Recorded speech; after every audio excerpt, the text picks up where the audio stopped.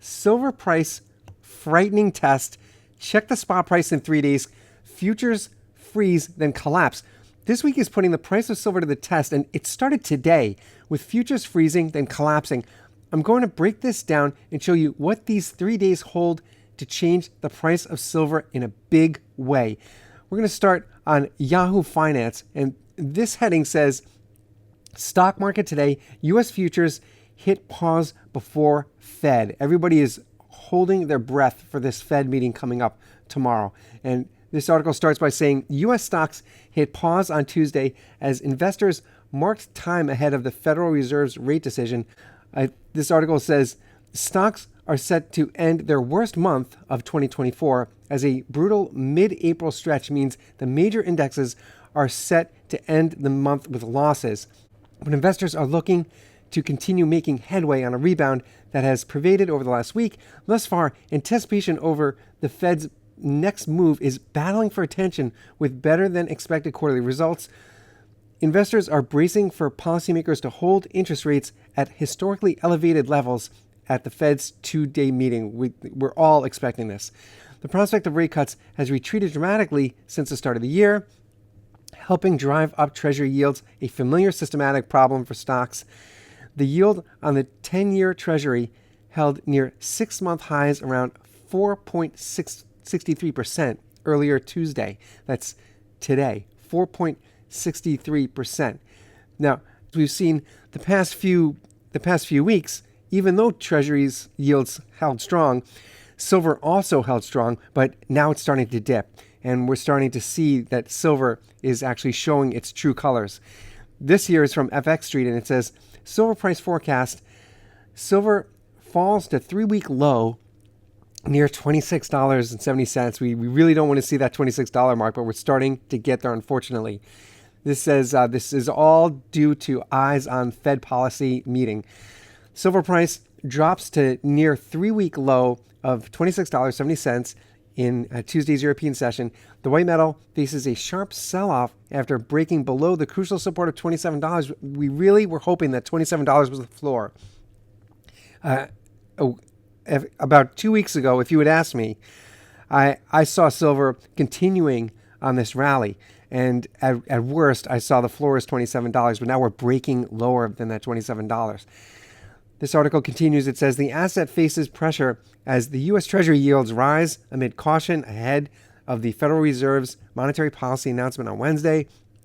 10-year Treasury yields, again, this article says the same thing, 4.63%. Now, these are strong yields for Treasuries, and often throughout history, when Treasury yields are strong like this, people will pull out of precious metals, and they'll go into that safe store of wealth in the 10-year Treasury yields. But first, it is 10 years.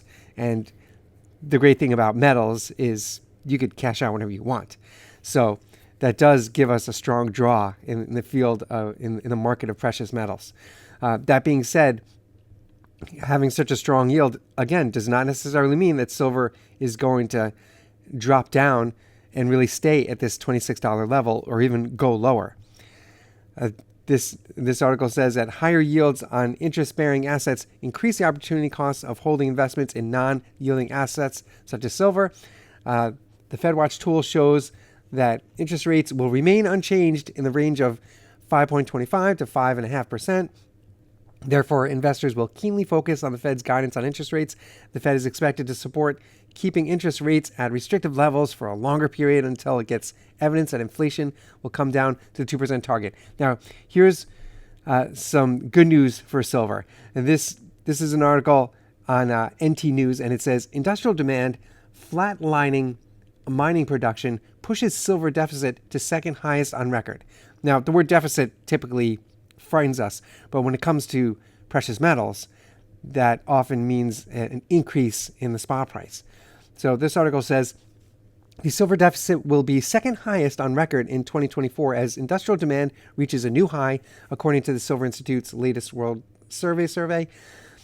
This year's deficit is predicted to be around 184.3 million ounces, being only 2022 behind only 2022's mark of 263 million ounces. Silver has a few main roles to play: an affordable alternative to gold, of course, as a safe store of wealth, jewelry, and increasingly, and this is where it really is pushing the demand, an increasingly important industrial metal. Solar panels, computers, mobile phones, cars, and almost every appliance you could think of is requiring silver now, and that is pushing the demand higher and higher, which inevitably is going to push the price of silver higher and higher.